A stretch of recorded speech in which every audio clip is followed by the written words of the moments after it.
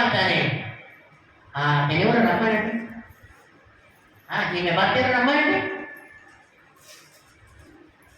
ఆయన రమ్మ రాజుగారు చెప్తున్నారు రండి. రాజు దగ్గరికి పోయి చిత్తము మహారాజు అన్నాడు అబ్రహాం. ఏమయ్యా, ఏమి చేసే పని, ఏమి చేసే పని? నేనేం చేశాను మహారాజు? ఈమె నీ భార్య కదా? అవును మహారాజు భార్య. మరి ఎందుకు అబద్ధం చెప్పినావు? ఈ దేశంలో ఒక నాన్న ఉంది కదా మహారాజు, భార్యలు అందగత్తెలైతే భర్తను చంపేస్తారు కదా. నాకు ముందు ఎందుకు చెప్పలేదు మాట? తీసుకొని భార్య తీసుకొని పో. ఎందువల్ల అట్లా జరిగింది? దేవుడు ఐగుప్త దేశానికి పోరా అని చెప్పలేదు, కానీ సొంత నిర్ణయంతో పోయినాడు. కరుకాలంలో 7 ఏళ్ళు కరుకాలంలో సారేపట్టి విధవరాలని ఏలియాని పోషించిన దేవుడు, ఏలియాకి కాకులతో భోజనం పంపించగలిగినటువంటి దేవుడు. ఏలి ఎక్కడ ఉన్నాడు? కాకుల ద్వారా భోజనమును ఏలియాకు పంపించగలిగినటువంటి దేవుడు. ఆ కాకులు భోజనమును మోసుకొని ఏలియాకి ఇచ్చినటువంటి కాకులు. కరువు కాలంలో నిన్ను పోషించగలిగిన వాడు దేవుడు. మన కూడా కొంతమంది సేవకులు ఇక్కడ టీడీపీలు పిలిచి అన్నీ పిలిచి అక్కడ పోయినారు, ప్రార్థన చేసినారు. అక్కడ 15 వందలు ఇచ్చే తీసుకున్నారు.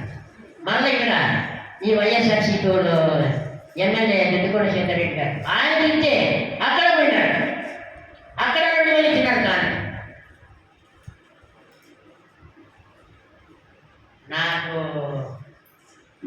రాత్రి నిన్న చాలా బాధైంది. 3 రోజులు ఒక ఆయన అలా ఆయన మీటింగ్ కాంటాక్ట్ చేసిన టీడీపీ ఆయనకు సేవలు కట్టిన రాజకీయ నాయకుడు పాస్టర్ రాజు కట్టిన దాన్ని ఇంకొక ఆయన కామెంట్ పెట్టి ఈ రకముసుడు ఇట్లాంటి ఆయనకి సేవలు కట్టినారు, ఆయన ఇట్లాంటి కూడా అని చెప్పి పెడితే నేను దానికి ఫుల్గా కౌంటర్ ఇచ్చాను.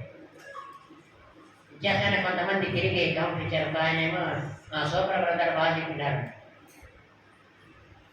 సేవకుడు అనేవాడు ఒక రాజకీయ నాయకుడి దగ్గరికి పోయి యాచించేటువంటి దుర్మార్గము, అటువంటి దుర్మార్గము మనకు దేవుడు ఇవ్వలేదు, నేను వెళ్ళలేదు. దానికే కరువు కాలంలో పోషించగలిగినటువంటి దేవుడు నీ దేవుడై ఉంది. నీవేది ఇక్కడ కరువు వచ్చిందని చెప్పి నువ్వు కనాను దేశం నుంచి ఐగుప్త దేశానికి నీ సొంత నిర్ణయంతో పోతే తప్పు కదా. అందుకనే అక్కడ అబ్రహాము విశ్వాస పరీక్షలో చేరిపోయినాడు. వారిని పాసించారు. ఇటువంటిదా విశ్వాసం, ఇటువంటిదా విశ్వాసం. యేసు ప్రభు ధోనిలో ఉన్నాడు, తెప్పలో ఉన్నాడు, శిష్యులందరూ ఉన్నారు. నేను సముద్రంలో పోతా ఉన్నాను ఆ తెప్పలో. యేసు ప్రభు కింద పడుకున్నాడు, నిద్రపోయినాడు. ఈ శిష్యులంతా ఏదో మాట్లాడుకుంటూ పోతున్నాడు. సముద్రం తుఫాను వచ్చింది, గాలి వచ్చింది, ఆ తెప్ప బోట పడిపోయే పరిస్థితి వచ్చింది. ఆ శిష్యులంతా ప్రభు మమ్మల్ని రక్షించే వాళ్ళు కూడా మేము నశించిపోతున్నాం, ఇక చింతలేదా అని చెప్పి గట్టి క్యాన్ వేసినారు.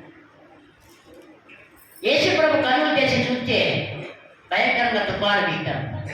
ఈ యొక్క తెప్ప బోట పడిపోయే పరిస్థితి ఉండాలి. యేసు ప్రభు లేచి ఆ తుఫాను గాలిని ఊరికి ఇలా చేయట పెట్టాడు.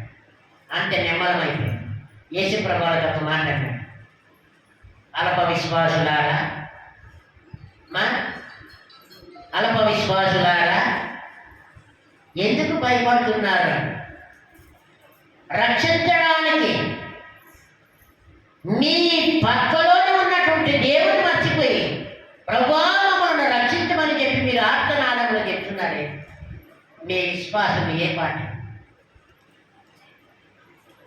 అరే, రక్షించడానికి నీ పక్కలోనే ఉన్నాడే దేవుడు, నీవెందుకు భయపడుతున్నావు అని యేసు ప్రభు వలన ఆ మాట అన్నాడు.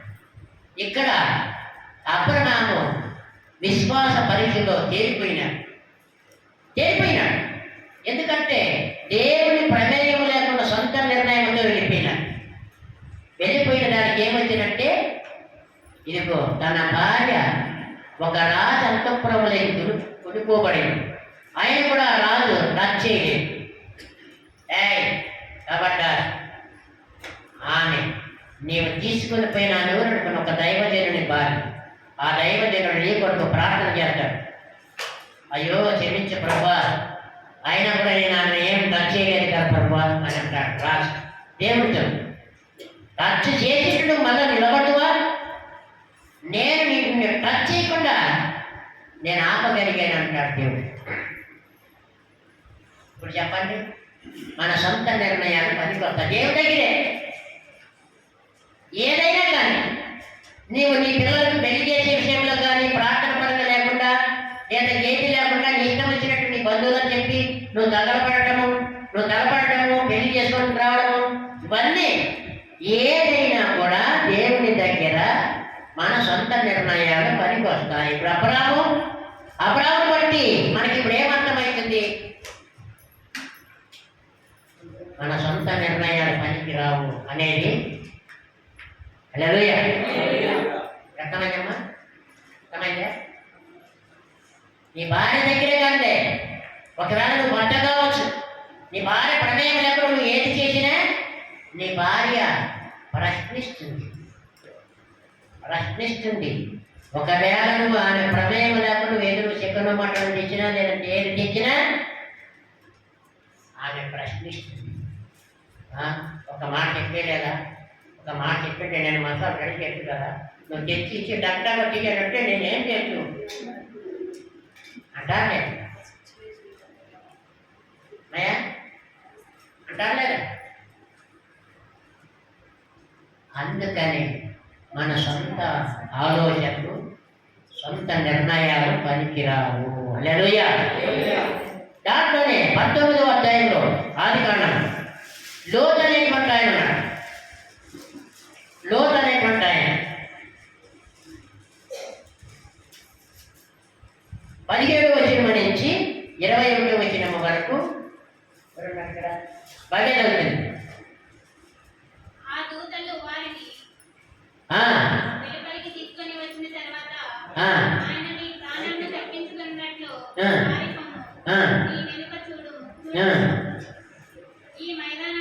ఈ మైదానంలో ఎక్కడ నువ్వు నిలువక నీవు నశించిపోకుండా ఆ పర్వతమునకు పారిపోమని చెప్పగా లోతు ప్రభువా అలా కాదు, ఇదిగో నీ కటాక్షము నీ దాసుని మీద వచ్చినది.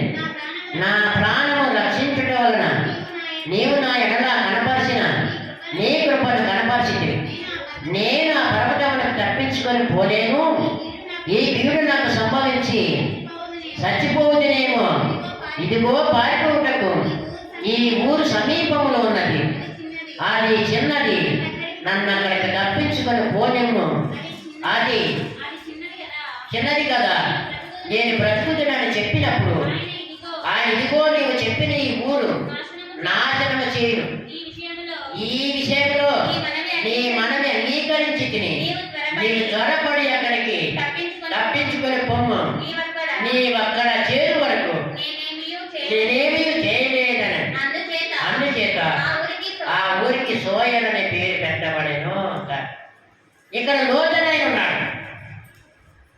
ఈ లోతు అనేటువంటి ఆయన కూడా అబ్రహాముకు బంధువుడే, వీళ్ళ చిన్నాయన కొడుకు. ఈయన సొదొమ గొమొర్రా పట్టణంలో ఉన్నాడు. లోతు కుటుంబము సొదొమ గొమొర్రా పట్టణంలో ఉన్నారు. అది ఎంత పాడుపడిన ఊరంటే అంత భయంకరమైనది. చాలా గలీజ్ ఊరది. అట్లాంటి ఊళ్ళో ఉన్నారు. లోతే ఎన్నుకున్నాడు. అబ్రహాము పశువుల కాపర్లకి, లోతు పశువుల కాపర్లకి దండాలు పడినప్పుడు అబ్రహాము లోతు మాట్లాడుతున్నాడు. లోతు, నీవు తూర్పు తట్టు వెళితే నేను పడమర తట్టు వెళతాను, దక్షిణపు తట్టు వెళితే నేను ఉత్తరపు తట్టు వెళతాను, నీకు నాకు గొడవలు అని చెప్పినప్పుడు ఈ లోతు ఇట్లా చూస్తే అంతా పచ్చ కనపడింది. ఎక్కడంటే ఎక్కడ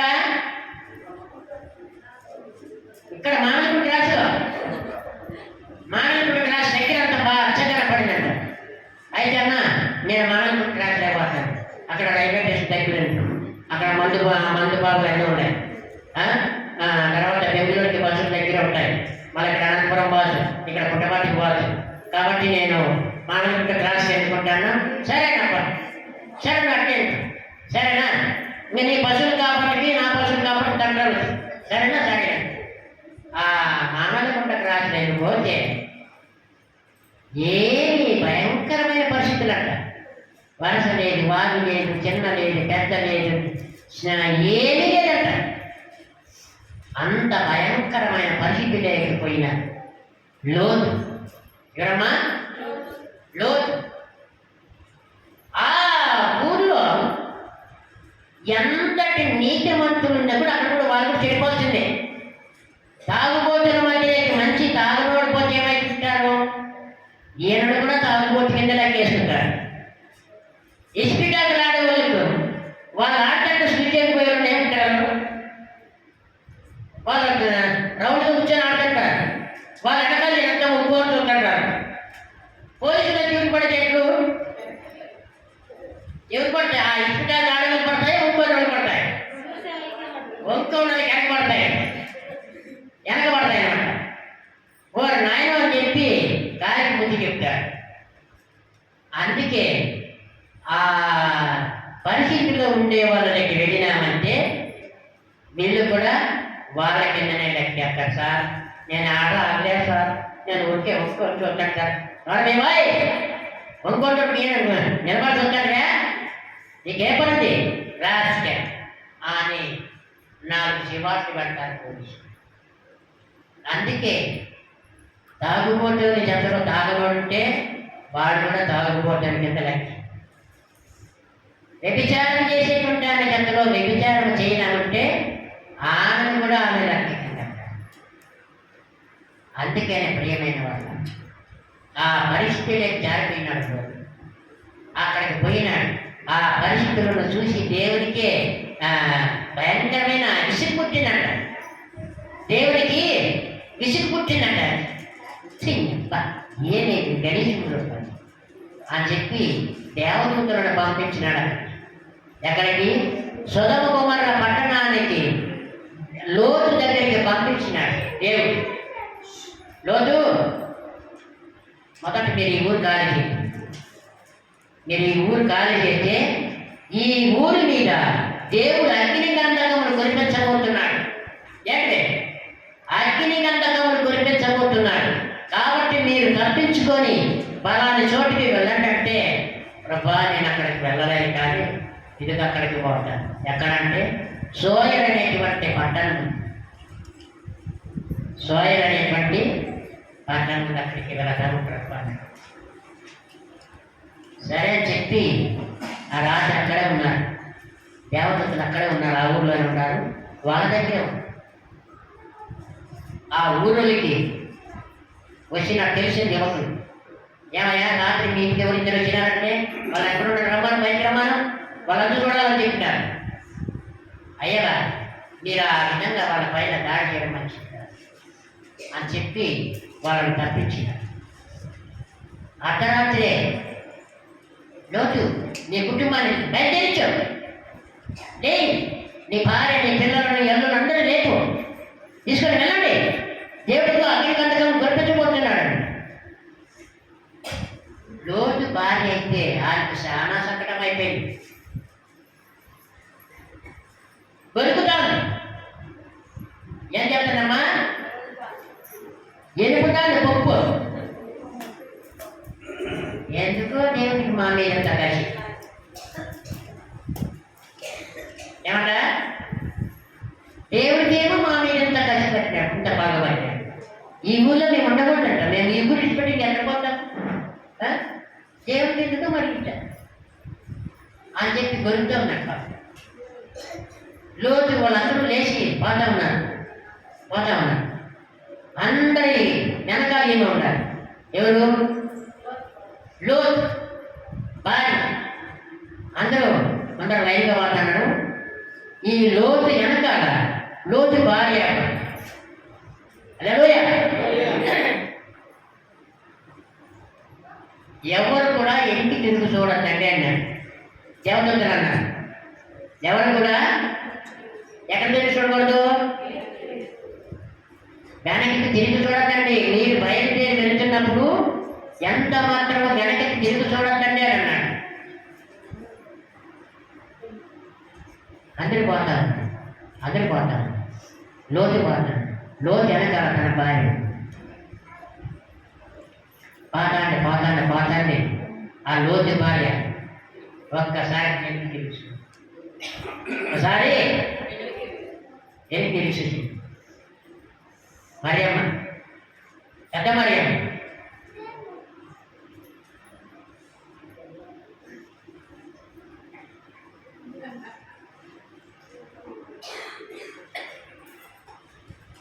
ఏంటి తెలుసుతానే ఇట్లే అయిపోయింది. ఏమైపోయింది? ఉప్పు స్తంభం అయిపోయింది. ఏమైపోయిందమ్మా? ఉప్పు స్తంభం అయిపోయింది. మీ పక్కన చెప్పండి, ఎందుకని ఉప్పు స్తంభం అయిపోయింది? అందుకే వెనకున్న వాటిని మరచి ముందున్న వాటిని వెనకండ నేర్చుకోమంటాడు. వెనకుండేంటి? మనకి గతంలో మనం క్రీస్తుని నమ్మనప్పుడు ఏమేమి అలవాట్లు ఉన్నాయో, ఏమేమి పద్ధతులు ఉన్నాయో, ఏమేమి ఆచారాలు ఉన్నాయో అవన్నీ కూడా మర్చిపోండి. ముందున్నట్టు వెళ్ళి క్రీస్తుని ఏ విధంగా ఆరాధించాలి, క్రీస్తు రాజ్యం కొరకు మనం ఏ విధంగా పాటుపడాలా, వాటిని వెతకండి అని దేవుడు చెప్పినాడు. ఆమె వెలికి తెలుసుతానే రకాన్ని ఏమైపోయింది? ఉప్పు స్తంభం అయిపోయింది. ఎవరు? సేకరించుకొని చెప్పుకోండి. వెనక చుడుకోకుండా ముందున్న వాటికి మనము వేగిర పడదాము. వెనక్కు చూడకుండా ముందున్న వాటికి వేగిర పడదాము, తొందర పడదాము. హల్లెలూయా. అందుకనే మనము ప్రయాణము ఎక్కడైనా వెళుతున్నప్పుడు కూడా ఎవరితో కూడా మనము పలకరింపులు చేయకూడదండి. హల్లెలూయా. మనము ప్రయాణమై వెళుతున్నప్పుడు ఎక్కడైనా కానీ వెళుతున్నప్పుడు దానిలో వాళ్ళని ఎదురైకెట్టారు. మనం ఏం చేస్తాము? వాళ్ళతో నిలబడి అరువులు చేస్తాం. భార్యని పోతాడు, భర్త ఎవరో కానీ వస్తారు, ఆయనతో విషయాల ప్రకారం అరువు చేస్తుంటే అక్కడ భార్య చూసి ఇంకా పడతావా లేదా అన్నాడు. సరే మళ్ళా కలుసంటే. అందుకని లోతు భార్య మాదిరి మనము బయలుదేరుతున్నప్పుడు వెనకకు దొంగ చూడకూడదు. దొంగ చూస్తే ఆమె మాదిరి ఉప్పు స్తంభం అయిపోతాం. కాబట్టి లోతు ఏం చేసినాడు? లోతు దేవుని ప్రకారము వినలేదు.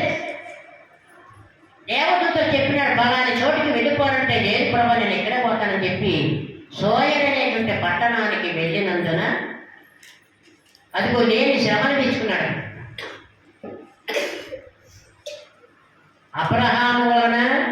అబ్రహాము మాదిరి మనము సొంత నిర్ణయం తీసుకోకుండా దేవుని నిర్ణయం ప్రకారం నడుచుకోవాలి. లోతు ప్రకారం మనం నడుచుకోకుండా లోతు భార్య మాదిరి వెళుతున్నప్పుడు వెనక్కి చూడకుండా ముందుకే వెళుతూ ఉండాలి. హల్లెలూయా. మూడోది రూతు గ్రంథం.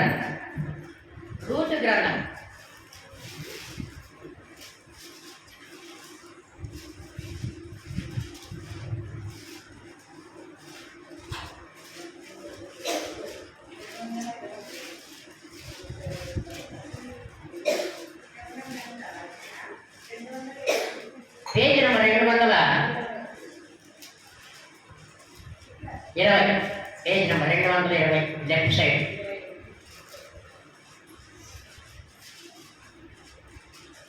మొదటి అధ్యాయము 1-2 వచ్చినాడు. ఇక్కడ ఒక ఆయన ఉన్నాడు, ఒక ఫ్యామిలీ ఉంది. రూతు గ్రంథము 1వ అధ్యాయము 1-2 వచ్చినారు. అమ్మాయి సారోనా పేరు సాగి చదువు. రూతు గ్రంథం 1వ అధ్యాయము 1-2 వచనాలు. న్యాయాధిపతులు ఏలిన దినములయందు దేశములో కరువు కలగగా యూదా బెత్లెహేము నుండి ఒక మనుషుడు తన భార్యను ఇద్దరు కుమారులను వెంటబెట్టుకొని మోయాబు దేశమునకు కాపురమునకై వెళ్ళెను.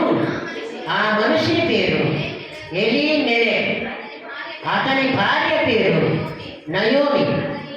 అతని ఇద్దరు కుమారుల పేర్లు మగ్లోను, కిలియోను. వారు యూదా బెత్లెహేము వారైన ఎఫ్రాతీయులు. వారు మోయాబు దేశమునకు వెళ్ళి అక్కడ కాపురముండెని.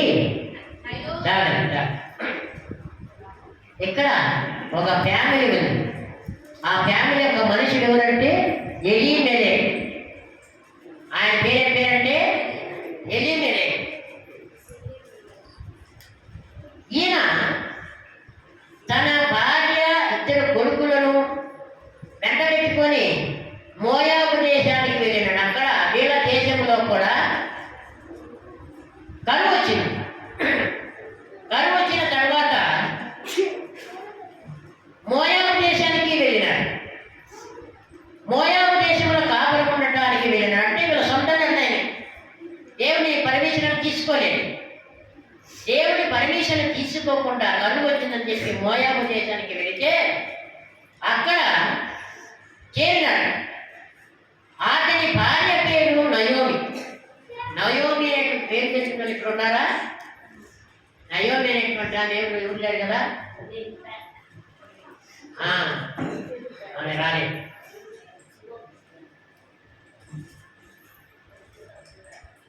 అతని ఇద్దరు కుమారుల పేర్లు మగ్లోను, కిలియోను. వారి యూదా బెత్లెహేము వారైన ఎఫ్రాతీయులు. వీళ్ళ దేశం ఏంటంటే యూదా బెత్లెహేము వారన్నమాట. వీళ్ళు మోయాబు దేశములకు వెళ్ళి అక్కడ కాపురం ఉన్నారు. కాపురం ఉన్న తర్వాత అక్కడ కొడుకులిద్దరికి పెళ్లిళ్ళు చేసినారు. అక్కడికి వెళ్ళిన తర్వాత ఎలీమెలెకు అనేటువంటి ఆయన చనిపోయినాడు. మోయాబు దేశంలోకి వెళ్ళిన తర్వాత చనిపోయినాడు. చనిపోయిన తర్వాత ఆమె ఇద్దరు కొడుకులకు పెళ్లిళ్ళు చేసింది. పెళ్లిళ్ళు చేస్తే ఆ కొడుకులిద్దరు కూడా మోయాబు దేశంలోకి వెళ్ళిన తర్వాత ఆ కొడుకులు ఇద్దరు కూడా చనిపోయినారు. హల్లెలూయా. నయోమి అనేటువంటి ఆమె భర్త తన కొడుకులు ఇద్దరిని మోయాబు దేశమునకు వెళ్ళిన తర్వాత అక్కడ ఆ ఎలీమెలెకు అనేటువంటి ఆయన చనిపోయాడు. మళ్ళీ కొన్ని రోజులకు వాళ్ళకు పెళ్లి చేసిన తర్వాత ఆ కొడుకులు ఇద్దరు కూడా చనిపోయినారు. మరి ఆ నయోమి అనేటువంటి ఆమె వాళ్ళ కోడలు రూతు అని, తర్వాత ఇంకొక ఆ కోడల్లో ఇద్దరు కూడా ఆమె ఆ నయోమి అనేటువంటి ఆమె చెప్తుంది, నా బిడ్డలారా, దేవుడు నన్ను చాలా బాధ పెట్టాడు. ఈ మోయాబు దేశంలోకి వచ్చిన తర్వాత నా భర్త చనిపోయాడు. నా కుమారుడిద్దరికి పెళ్లిళ్ళు చేస్తే నా కుమారుడు ఇద్దరు చనిపోయాడు. హల్లెలూయా. ఇక నేనేం చేయాలా? మీరు యవ్వనస్తులు, సరేనా? మీరు మీ పుట్టింట్లోకి వెళ్ళిపోండి. వెళ్ళిపోయి మీరు మరొకరిని పెళ్లి చేసుకొని కాపురం చేస్తూ మీరు సంతానం కట్టు చేసుకోండమ్మా అని అంటే ఆ కోడలు ఇద్దరు కూడా, అత్త మీరు మమ్మల్ని వెళ్ళిపోమ్మని మీరు మాట్లాడారు. మీరు ఎక్కడ ఉంటారో మేము కూడా అక్కడ ఉంటాం. అయ్యో లేదమ్మా, నేను నీకు మరలా కొడుకులను కానీ మీకు ఇచ్చి పెళ్లి చేసేకంత నా వయసు నాకు అంత లేదు. నాకు భర్త లేదు. పోయి నా కొడుకులు నేను మరలా కొడుకులను కన్నా నా కొడుకులు పెరిగి పెద్దయి మిమ్మల్ని పెళ్లి చేసుకునేంత వరకు మీరు ఉంటారంటే ఏమో ఉంటారా? మీ ఆయన దుబాయ్ పైన అనుకోండి, వచ్చేంత వరకు ఉంటాడమ్మా? నిశ్చిత ఉంటాడా? అస్సలు ఇంకా ఫ్లైట్ ఎక్కుతానే హలో హలో చేయగలరా? యారు చేయడానికి ఇప్పుడు ఫ్లైట్ ఎక్కినా పెట్టేది పోనా? ఎందుకంటే భర్త మీదటువంటి ప్రేమ, భార్య మీదటువంటి ప్రేమ. అందుకని నా కొడుకులు ఒకవేళ నేను మరలా పెళ్లి చేసుకుని కొడుకులను కన్నా వాళ్ళు పెరిగి పెద్ద మిమ్మల్ని పెళ్లి చేసుకోవాలనుకున్నా మీరంతవరకు ఉండలేరమ్మా. నా మాట విని మీ పుట్టినకు వెళ్ళిపోండి అని చెప్తారు. ఎవరు చెప్తారు? నా యోగి. ఎవరు చెప్తారు? వాళ్ళ కోడలు ఇద్దరికి చెప్తారు. ఆ కోడల్లో ఒక ఆమె రూత్. ఎవరామె? రూత్. ఒక కోడలేమో సరే అని చెప్పేసి భర్తకు టాట చెప్పి వెళ్ళిపోతుంది. కానీ ఈ రూత్ అనేటువంటి కోడలు అక్క ఎప్పుడు కూడా నువ్వు ఆ మాట మరణమే మనల్ని గడదీర్చినేమో, కానీ నేను మాత్రం నేను అంట పెట్టుకున్నట్టు నేను ఎక్కడికి వెళ్ళాను. నేను ఎక్కడ పడుకుంటావు, నేను అక్కడ పడుకుంటాను. నేను ఎక్కడ కూర్చొని భోజనం తింటావు, నేను అక్కడ భోజనం తింటాను. అంతేగాని నన్ను మాత్రం ఒంటరి దాన్ని చేయి తప్ప నేను నీతో ఉంటాను. నీవేనా నాకు నీ. హల్లెలూయా. నువ్వు నా సొంతం, నేను నీ సొంతం. నువ్వు నా సొంతం, నేను నీ సొంతం. మన బంధానికే నేనే సొంతం. మన బంధానికే నేనే సొంతం. నువ్వు నా సొంతం, నేను నీ సొంతం. నువ్వు నా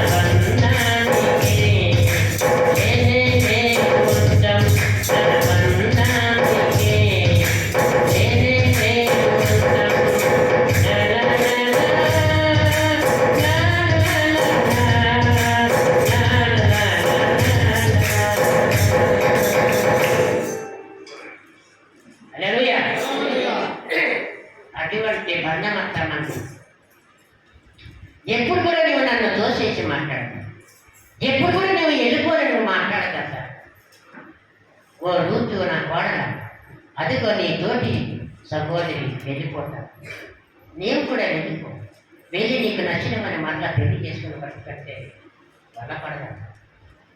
మరణమే మనల్ని ఒకవేళ వేరు తీర్చలేము, కానీ నీవు నా సొంతము, నేను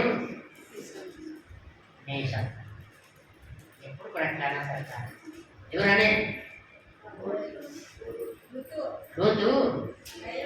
రూత్ అట్లా చెబుతాడు వాళ్ళ అర్థం అటువంటి బంధం. యేసయ్యతో మనకుండే బంధం అటువంటిది. యేసయ్యతో మనము పెనవేసుకున్న బంధం అటువంటిది. చావైనా రేవైనా యేసుక్రీస్తు ప్రభుల వారి కోసం మనము నిలబడతాం. హల్లెలూయా. ఈ ఎలీమెలెకు అనేటువంటి ఆ కుటుంబము ఆయన తన సొంత నిర్ణయంతో మోయాబు దేశమునకు వెళ్ళి ఇదిగో అంత తతంగం చేసుకున్నాడు. కాబట్టి ప్రియులారా, మన సొంత నిర్ణయాలు ఎప్పుడు కూడా పనికిరాదు. హల్లెలూయా. తరువాత 4 ఆయన ఉన్నాడు సౌలు రాజు. మొదటి సమూయేలు గ్రంథము 13, మొదటి సమూయేలు గ్రంథం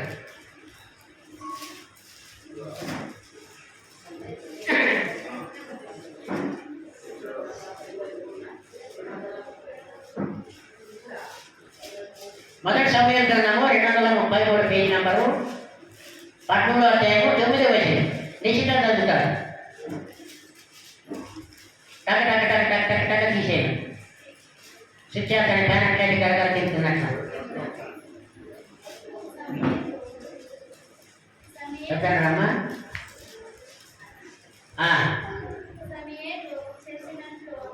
దహన బలులను సమాధాన బలులను నా యొద్దకు తీసుకొని రమ్మని చెప్పి దహన బలులను అర్పించాను.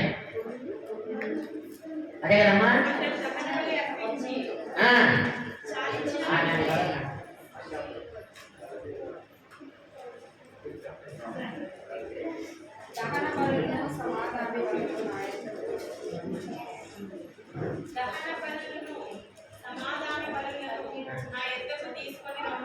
కాదమ్మా, ఆయన కొట్టించిన అమ్మాయి మాలిక తినాల్సి మీరు తినే దాని రాగలిగి సరేగా. నెక్స్ట్ వారు అలాగే చదవండి మీరు. దహన బలులను సమాధాన బలులను నా యొద్దకు తీసుకుని రమ్మని చెప్పి దహన బలులను అర్పించాను. అతడు దహన బలి అర్పించి చాలించిన వెంటనే సమూయేలు వచ్చి సౌలు అతనిని కలుసుకొని అతనికి వందనము చేయుటకై బయలుదేరగా సమూయేలు అతనితో నీవు చేసిన పని ఏమని అడిగాడు.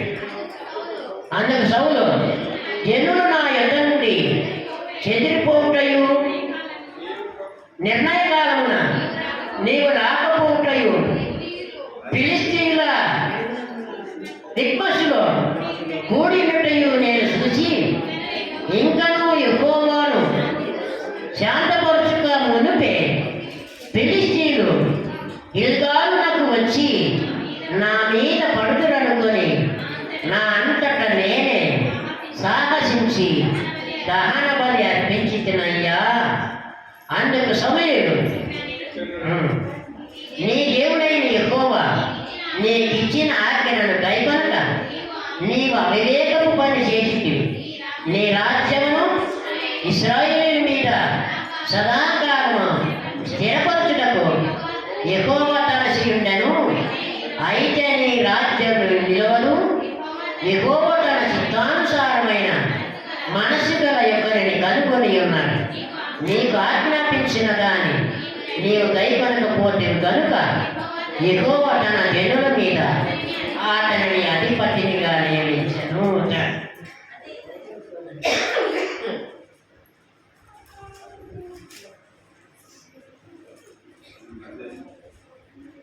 ఇక్కడ సౌలు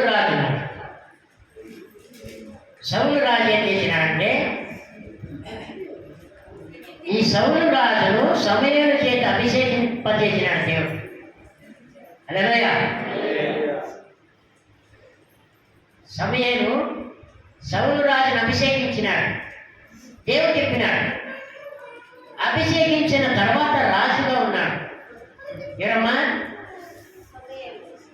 ఎవరు రాజు? సౌలు. ఎవరు? సౌలు.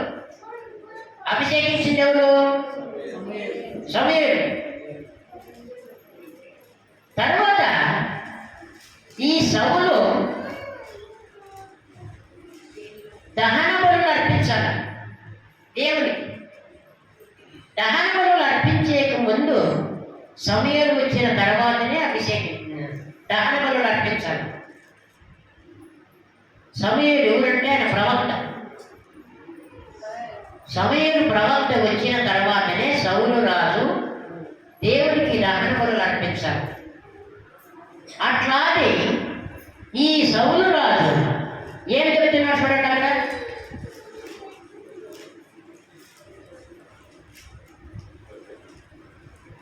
అందుకు 11వ వచనం కింద సౌలు, జనులు నా యొద్ద నుండి చెదిరిపోవటయు నిర్ణయకాలమున నీవు రాకపోవటయు ఫిలిష్తీయులు మిక్మషులో కూడినట్టు నేను చూసి ఇంకా యెహోవాను శాంతపరచకు మునిపే ఫిలిష్తీయులు గిల్గాలునకు వచ్చి నా మీద పడుదురనుకొని నా అంతట నేనే దహన బలులను అర్పించినయ్యా అన్నాడు. సౌలు రాదన్నాడు. సమూయేలు రాకనే ఈ యొక్క వీళ్ళందరూ కూడా శత్రు సైనికులందరూ కూడా గిల్గాలులకు వచ్చి నా మీద పడతారేమో అని చెప్పి ఆ పడకకు ముందే మీరు సమయానికి రాలేదు. అమ్మా, మీరు సమయానికి రాలేదు. అందుకని ఇదంతా కూడా నా మీద పడుతుందని వీళ్ళందరూ కూడా వచ్చి నా పైన దాడి చేస్తారని చెప్పి నేను దహన బలులు అర్పించినానయ్యా అని చెప్పి ఆ సౌలు రాజు సమూయేలుకి చెప్తే సమూయేలు అడిగే దానికి చెప్తాడు. ఏమయ్యా నువ్వే పని చేసినావు? అసలు నేను రాకుండా నీ పని చేస్తాను అంటే నీ నిర్ణయమేనా? అంటే నీ ఇష్టమేనా? చేసుకోపో. ఎప్పుడు చూసిన మధ్యలో చేస్తానే అర్థం అడగలు వాడు. అక్క ఈరోజు మీకు ఎందుకంట ఆ పిల్లలు ఇచ్చిన వాళ్ళు ఉన్నారు కదా, చేరిపోయి కదా చేరిపోయి మరి ఏమ్మా చేరిపోయి సరేనా? సరేనా అక్క సన్నగాడ అయితేనే అక్క ఈరోజు ఇప్పుడు వెళ్ళిపోయి ఇప్పుడు వచ్చినట్టు చేరిపోయి కర్మగారు ఒకసారి ఇంటానికి పోయింది. ఇంటానికి పోతే ఆ నటీపన కొమ్ము ఉంటుందండి, దాన్ని కచ్చే వరకు ఉంటాడు. అమ్మాయి కచ్చే వరకు ఉంటాడు. ఈమె కర్మగారి అక్క ఆ ఇంటానికి అట్లా పోయి ఇట్లా నేలలో తిరుగులాడు అనుకుంటుపోయింది. ఆ కచ్చే వరకు ఆమె నటీపుకి తెప్పించుకొని ఇక్కడ వేసుకొని ఎత్తుకొని పోతారు. ఎవరిని? అక్కని. ఆ టయానికి గోడ వచ్చి తింటాను. గోడ వచ్చి అత్త ఏమంట మట్ల గుర్ర మీద పోతాడు అనంట. నేను ఎందుకు పోయి వస్తాను? ఏమో గోడగా నీ ఇచ్చా నేను వచ్చాను, నీ ఇచ్చా నేను వచ్చాను. ఆమె చెప్పేదే ఉంది. ఒకవేళ నేను పోయి ఇంకా నేను రాకంటే గౌరవించుకుని వెళ్ళిపో ఏమంటారు? అందుకని ఇక్కడ సౌలు రాజు కూడా తన ఇష్టానుసారం చేసినాడు. సమూయేలు ప్రవక్త రాకనే దహన బలులు అర్పించినాడు. అందుకని ఆ సమూయేలు ప్రవక్త చెప్తున్నాడు 11వ వచనంలో, అందుకు సమూయేలు ఇట్లా అన్నాడు, నీ దేవుడైన యెహోవా నీకు ఇచ్చిన ఆజ్ఞలను గైకొనక నీవు అవివేకపు పని చేసింది. నీ రాజ్యమును ఇశ్రాయేలు మీద సదాకాలము స్థిరపరచుటకును యెహోవా తలంచి ఉన్నాడు. అయితే నీ రాజ్యము నిలువదు. యెహోవా తన చిత్తానుసారమైన మనసు గల ఇదొక్కరిని కనుగొని ఉన్నాడు. నీకు ఆజ్ఞాపించిన దాన్ని నీవు గైకొనకపోదు కనుక యెహోవా తన జనుల మీద అతనిని అధిపతిగా చేసినాడు. చూడు సౌరాజు, నువ్వు చేసిన పొరపాటు చాలా తప్పదు. నేను ఒక ప్రవక్తని ఉండి కూడా నా కోసం నువ్వు నిరీక్షణ కలిగి ఉండలేదు. నేను నిన్ను అభిషేకించాను.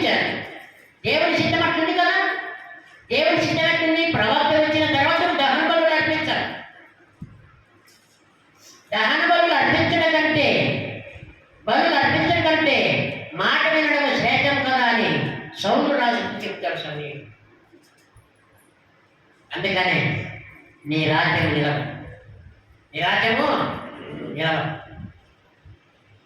నీవు కొట్టివేయబడు. అందుకని దేవుడు ఒక వ్యక్తిని కనుగొన్నాడు. ఇశ్రాయేలు మీద రాజుగా నియమించడానికి ఒకరిని ఎన్నుకున్నాడు.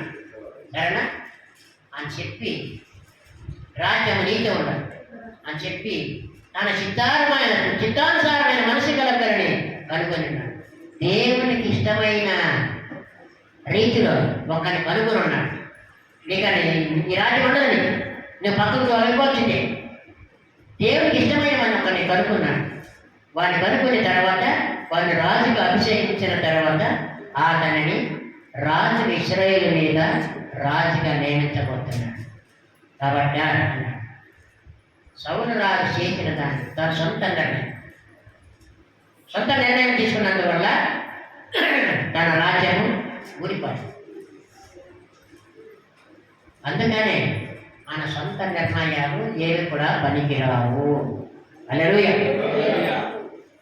చెప్పండి. మన సొంత నిర్ణయాలు అవసరమా?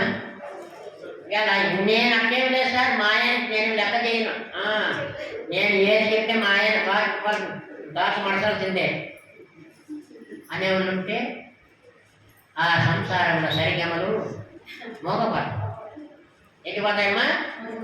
సరిగమలు అనేటువంటివి మోగపాటాయి. హల్లెలూయా. అందుకని ప్రేమైన వాళ్ళు చివరిగా ఇంకో ఇద్దరు ఉన్నారు, మళ్ళా వారిని చెప్తున్నాము. దానికి మనమే సాధన గ్రంథము 3వ అధ్యాయం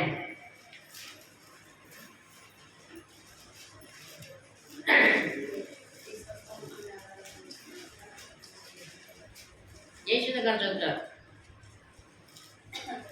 సామెతల గ్రంథము 3వ అధ్యాయము 5-6 వచనాలు చేసిన చదువుతారు.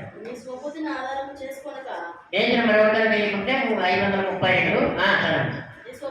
నీ సముద్రిని ఆధారం చేసుకొనక నీ పూర్ణ హృదయముతో యెహోవా యందు నమ్మిక ఉంచుము. నీ ప్రవర్తన అంతటి యందు ఆయన అధికారమునకు ఒప్పుకొనుము. అప్పుడు ఆయన నీ త్రోవలను సరళము చేస్తాడు. ఏం చేయాలంట?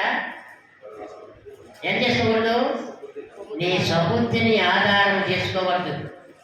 నేను జ్ఞానిని కదా అనుకోవద్దు, నేను ఎంబీబీఎస్ చదివినాను కదా అనుకోవద్దు, నేను బీటెక్ చదివినాను కదా అనుకోవద్దు, నేను ఐఏఎస్ చదివినాను కదా అనుకోవద్దు. అవన్నీ కూడా దేవుని దగ్గర తుచ్చమైనవే. అవనేటివి తుచ్చమైనవే.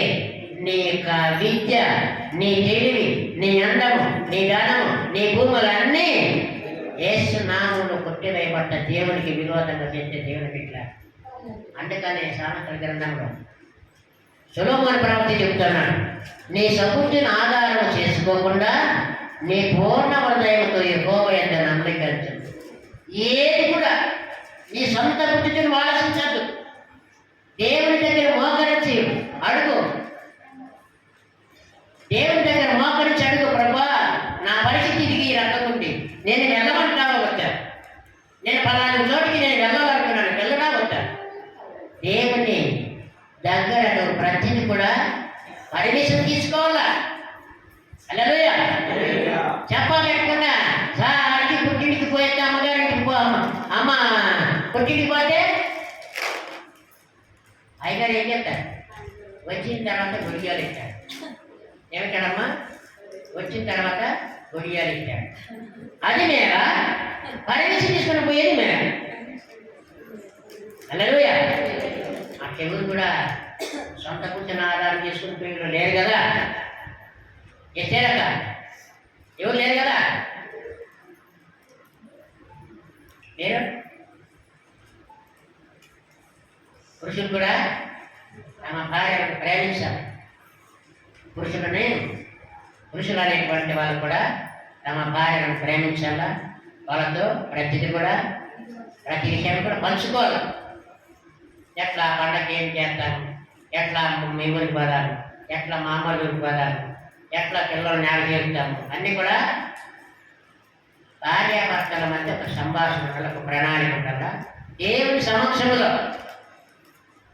అందుకనే ఇప్పుడు చెప్పండి, మన సబుద్ధి పనికి వస్తుందా? ఎలా మీరు ఇప్పుడు సెక్టర్ పర్మిషన్ దాకా చేయగలరు. హల్లెలూయా. ఎప్పుడు కూడా దేవుని దగ్గర మనం ప్రతిదీ కూడా మనం పర్మిషన్ తీసుకోవాలి. అప్పుడే దేవుడితో మనము అన్ని పొందుకుంటాము. దేవుడు తన వాక్యం దీవించండి. ఆమేన్.